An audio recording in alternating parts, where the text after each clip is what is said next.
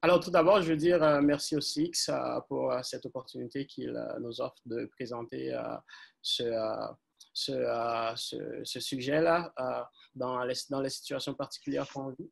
Puis, je veux aussi remercier mon directeur de mémoire, Pierre-Carl Michaud, qui m'a beaucoup supporté dans ce travail-là au cours de la dernière année, ainsi que l'Institut de la retraite et de l'épargne. Je veux juste dire que ce travail, tout ce qui sera dit dans ce travail, c'est mes opinions personnelles. Ça ne reflète pas le point de vue de HEC Montréal, du CIX ou encore de la chaire de recherche sur les enjeux économiques intergénérationnels qui m'avait supporté financièrement dans le cadre de ce travail. Alors, voyons rapidement, c'est quoi ce qu'on étudie aujourd'hui, ce qu'on voit aujourd'hui, c'est une politique publique qui a été adoptée en 2014. C'est des conditions de cessation d'emploi qui étaient en vigueur dans le régime de retraite du Québec avant 2014, qu'on avait aboli en 2014. Alors, une rapide perspective sur le système de retraite qu'il y a au Québec et au Canada. Ici, on a trois sortes d'outils particuliers. On a le RRQ puis le RPC. Le RRQ, c'est le régime de retraite du Québec. Le RPC, c'est le régime de pension du Canada qui offre. Ces deux régimes de retraite-là sont des régimes de retraite publics qui vont prendre une portion du revenu de travail des travailleurs puis qui vont reverser qui vont leur redonner quand ils partiront à la retraite à 60 ans ou encore plus tard. Puis il y a la pension de la sécurité de la vieillesse et le supplément de revenus garantis qui sont des transferts du gouvernement fédéral. Puis il y a aussi les régimes de retraite privés ainsi que les outils d'épargne personnelle comme le REER et le CELI. Alors, voilà, le contexte de la recherche actuelle, c'est qu'avant 2014, pour un individu qui avait moins de 65 ans et qui avait plus de 60 ans, c'est-à-dire entre 60 et 64 ans, cette personne-là était éligible à la rente de retraite seulement si cette personne gagnait moins qu'un seuil de revenu. Ce seuil de revenu-là était fixé à 25% du MGA. Le MGA, c'était le maximum de revenus garantis, c'est-à-dire le maximum sur lequel le gouvernement vient puiser une portion pour reverser aux travailleurs à la retraite. Puis en 2014, cette condition-là a été abolie. Quand cette condition a été en vigueur avant 2014, il y avait eu tout un débat économique dans les milieux syndicaux, dans les milieux qui représentent les travailleurs. Et ce débat-là, ça disait que cette condition décourageait les gens à participer activement sur le marché du travail. Il faut dire que cette condition a été en vigueur aussi dans le régime de pension du Canada avant 2012, mais ça a été aboli en 2012 avant l'abolition dans le RRQ. Alors, comme je l'ai mentionné avant, l'argument pour les détracteurs de cette condition de cessation d'emploi, c'était de dire que cette condition-là est en fait une taxe déguisée qui vient diminuer le revenu disponible de tous les individus qui sont âgés entre 60 et 64 ans, ce qu'on qualifie dans notre travail de travailleurs expérimentés. Puis, ça vient décourager le travail, donc ça a un effet pervers sur le marché du travail. Je vais passer rapidement à travers la littérature empirique pour voir ce que la littérature empirique nous dit. La littérature empirique dit qu'il y a un évitement qui se fait en présence de cette condition. Il y a beaucoup d'études qui ont été menées aux États-Unis et dans d'autres pays de l'OCDE où des conditions similaires ont été en vigueur. Les plus importantes sont les études de Galloway aux États-Unis en 1965, de Leora Friedberg aussi en 2000 aux États-Unis. Les conclusions de ces études-là ont dit que c'était que les gens qui gagnaient un revenu près du seuil d'éligibilité avaient tendance à refuser d'aller au-delà de ce seuil, mais de tomber immédiatement au-dessous de ce seuil juste pour être éligible. De même qu'il y a Vroman aussi, un chercheur américain, qui a observé dans des données américaines qu'à mesure que les autorités du régime de pension publique aux États-Unis augmentaient ce seuil-là, c'est à mesure que ce regroupement-là augmentait aussi.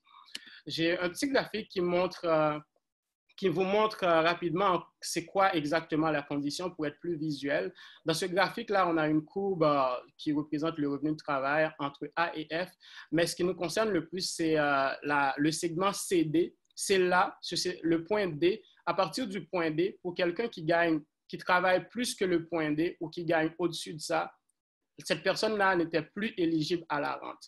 Donc, ce que les gens faisaient, c'est que les individus qui tombaient juste au-dessous de D, du point D, ils font juste diminuer les heures de travail. Si ces heures de travail-là leur accordaient un salaire tout simplement, par exemple, de 10 ou 15 $, Par contre, la rente était d'environ $200 par semaine.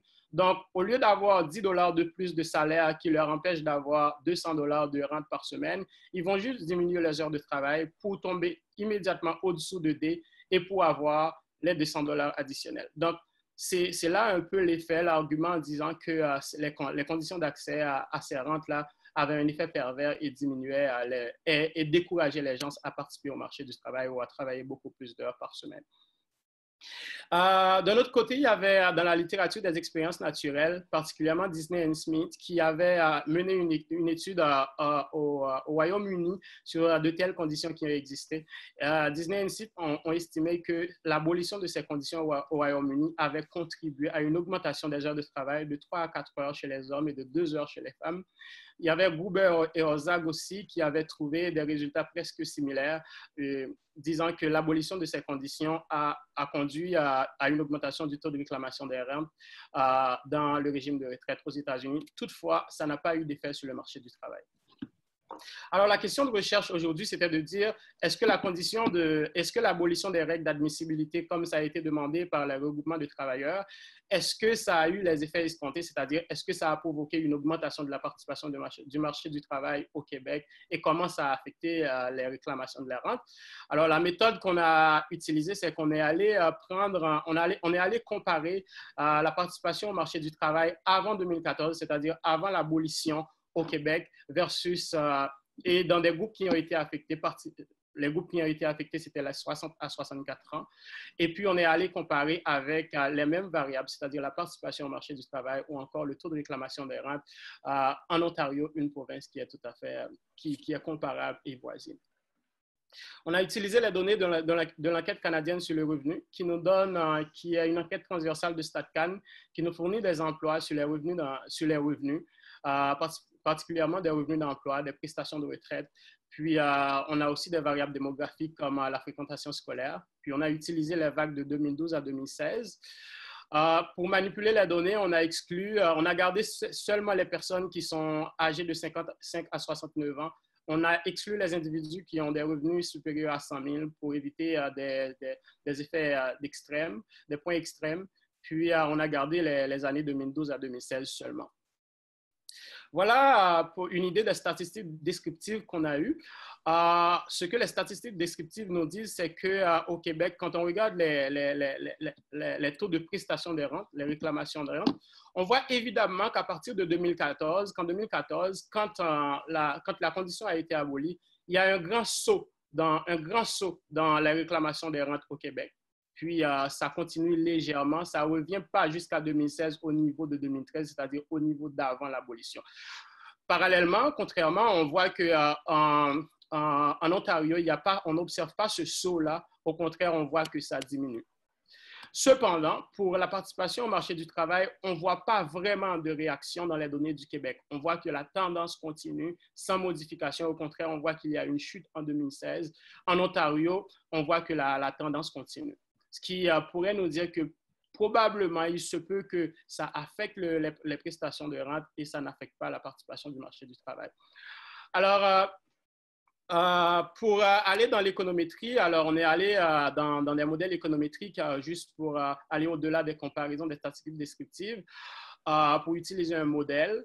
On a utilisé un modèle linéaire de double différence. L'avantage de ce modèle-là, c'est qu'il nous permet d'aller au-delà du problème d'absence de contrefactuel en nous permettant de contrôler pour les différences qui sont non observées à travers les groupes de traitement et de contrôle.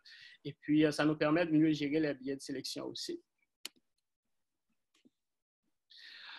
Alors, on a fait ça, c'est pour estimer l'effet causal de l'abolition de ces conditions-là avec des groupes transversales. Comme je l'ai dit, on a comparé Québec versus Ontario avant 2014 et après 2014. On a tenu compte des tendances parallèles qui est un axiome important dans la validité de notre modèle. Plus tard, je vais vous montrer les résultats des tests de tendances parallèles qu'on a fait parce que sans ces tests-là, nos estimations seraient biaisées. Alors, voilà le modèle qu'on a utilisé, un modèle de double différence, une équation assez simple qui peut paraître assez compliquée. Dans cette équation-là, QCI est égal à 1 pour tout individu qui réside au Québec, sinon c'est égal à 0. Puis tous les AT, qui représentent des années, les 5 vagues de nos données, 2012, 2013 jusqu'à 2016. Puis les XT sont des variables de contrôle qui nous permettent de contrôler pour des caractéristiques démographiques. Alors, ce qu'on a eu comme résultat, c'est que quand Y est égal au taux de réclamation de la rente, l'effet de traitement, c'est-à-dire gamma 2014, c'est égal à 12,1%. Ça veut dire qu'il y a une augmentation des réclamations des rentes de 12,1% qui est due à l'abolition et qui est statistiquement différente de zéro. Quand Y est le taux de participation au marché du travail, gamma 2014 est égal à 0,8%, c'est-à-dire l'augmentation de la participation au marché du travail qui est due à l'abolition est de 0,8% et ce n'est pas statistiquement significatif. Et donc, ce que notre modèle nous dit, c'est que l'abolition a affecté le taux de réclamation des rentes, mais n'a eu aucun effet vraiment significatif sur les taux de participation au marché du travail, comme c'était attendu. On est allé pousser plus loin. On a créé une variable qui mesure la probabilité qu'un individu travaille et réclame la rente en même temps après cette abolition. Et on a vu que la probabilité qu'un individu travaille et réclame la rente est de 10% en 2014. C'est-à-dire que cette abolition a provoqué une augmentation de la probabilité de travailler et de recevoir simultanément la rente de 10% en 2014. Et c'est statistiquement différent de zéro. Voilà un résumé des résultats. On voit que durant les 3 années qui ont suivi l'abolition des conditions 2014, 2015, 2016, la rente a sensiblement augmenté d'environ 12% par année. La participation au marché du travail, on est dans les 0%. On n'a eu aucun effet significatif et la probabilité de recevoir la rente augmente d'environ 10% chaque année. Et la première variable 2012 par QC, c'est cette variable-là qui teste le respect de notre axiome qui détermine la validité de notre modèle, c'est-à-dire l'hypothèse des tendances parallèles. On voit que pour toutes les équations, c'est statistiquement différent de zéro. Donc, c'est vérifié et notre modèle donne des résultats qui sont valides. Alors, on est allé faire un test de robustesse en ayant un modèle de triple différence. Tout ce qu'on fait dans le modèle, c'est ajouter un groupe de contrôle et un groupe de traitement additionnel. Ce qu'on a fait, c'est qu'on a comparé les 60 à 64 ans versus les 65 à 69 ans pour voir est-ce qu'il n'y a pas d'effet sur le marché du travail. Ce qu'on voit, c'est que même dans ce modèle de triple différence, on n'observe aucun effet statistiquement significatif sur le marché du travail. Donc, ce qu'on conclut dans cette étude-là, c'est que l'abolition des conditions d'accès à la rente de retraite dans le RRQ, comme c'était prévu, comme c'était très médiatisé, que ça va provoquer une augmentation dans la participation au marché du travail. On voit qu'il n'y a eu aucun effet comme c'était attendu. Au contraire, on voit qu'on a eu un effet substantiel et durable sur les réclamations des prestations des rentes de retraite du Québec, qui augmentent à près de 10% chaque année. Puis, on voit aussi que beaucoup de personnes optent désormais pour la combinaison des deux. C'est-à-dire, beaucoup de personnes choisissent de travailler et de recevoir la rente en même temps. On voit que ça a augmenté de 10% en 2014, en 2015 et 2016, la proportion des gens qui choisissent de travailler et de recevoir la rente en même temps. Ce qu'on peut conclure à partir de ça, c'est que la rente est devenue pas mal une deuxième source de revenus pour une grande proportion pour une partie des gens de 60 à 64 ans, mais ça n'a pas vraiment modifié le marché, les comportements vis-à-vis du travail au Québec. En conclusion, ce qu'on a vu, c'est que l'abolition n'a pas stimulé la participation au marché du travail du tout chez les travailleurs âgés de 60 à 64 ans, comme l'objectif avait si bien stipulé.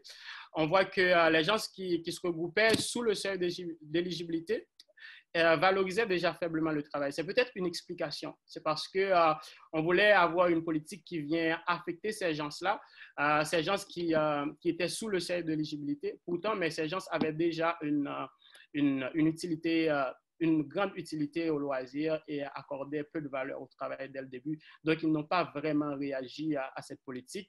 On voit que la rente est devenue une source de revenus supplémentaires pour les travailleurs qui valorise le travail. Et de là découle un effet très pervers de l'abolition des conditions d'accès à la prestation de retraite. Ce que ça fait, c'est que cette abolition-là, ça vient accorder un revenu supplémentaire à des gens qui auraient travaillé de toute façon avec ou sans l'abolition. Ces gens-là qui valorisent le travail, ils seraient restés sur le marché du travail. On n'avait pas besoin de leur offrir un deuxième revenu. Maintenant qu'ils ont une deuxième source de revenus, ils décident de prendre la rente plus tôt. Et on sait bien que quand les gens décident de prendre la rente plus tôt, cette rente-là est diminuée cette rente-là est diminuée de 0,5% par mois. Donc, à l'avenir, ils vont avoir une rente qui est moins élevée. Et il faut dire que les gouvernements veulent éviter ça à tout prix. Donc, au lieu d'avoir une politique qui a stimulé le marché du travail, on a eu une politique qui a eu un effet pervers, au contraire, qui a poussé les gens à prendre les rentes de retraite beaucoup plus tôt que prévu. C'est ce qui est quelque chose qu'on veut éviter dans tout régime public de pension. Merci. Je suis ouvert aux questions. Oui. Je vois quelques questions dans le chat. Quelqu'un demande pourquoi cette baisse de prestations en Ontario 2013 à 2014 à 2015. Je pense qu'on parle plus de la baisse de l'offre de travail ou de la participation au travail. Vous avez un graphique là, qui comparait le Québec et l'Ontario. Je ne sais pas si vous pouvez remonter. Ici. Ah, oui. Oui. Ah, du taux de prestation. Oui. C'est ici, le taux de prestation des rentes. Mm-hmm. Donc, on demande pourquoi la baisse en Ontario entre 2013 et 2015. La baisse, c'est probablement... En fait, ce qui est arrivé en Ontario, c'est que dans le RPC, il y avait eu cette condition-là avant 2012, puis cette condition a été abolie en 2012. Donc, probablement, il y avait eu comme une réponse immédiate, puis après, ça retourne à la normale d'avant. Mais on n'a pas eu de données pour aller plus bas que 2012, puisque le CA, ça commence en 2012. On aurait bien aimé aller en 2011, 2010 pour pouvoir étudier les effets de cette abolition-là dans le RPC, mais c'est très probablement dû à une sorte de retour à la tendance d'avant, qui est après l'abolition dans le RPC, des conditions dans le RPC en 2012. OK, je vois quelqu'un d'autre. Dans l'ECR, avez-vous l'information sur les heures travaillées?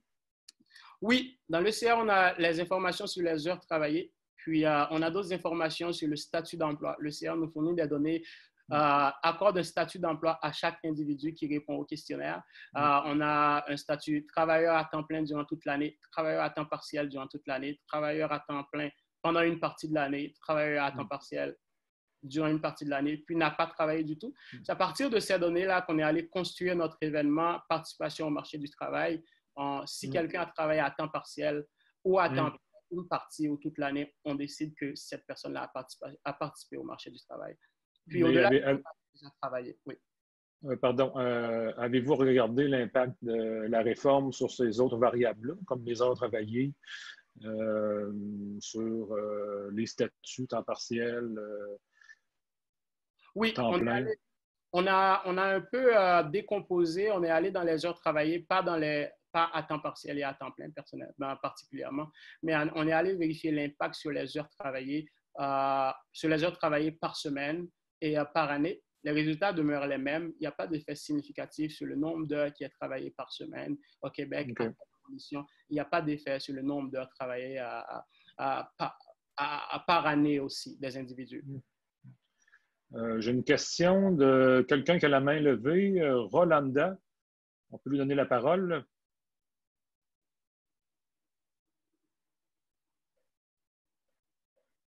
Oui, Rolanda, c'est à vous.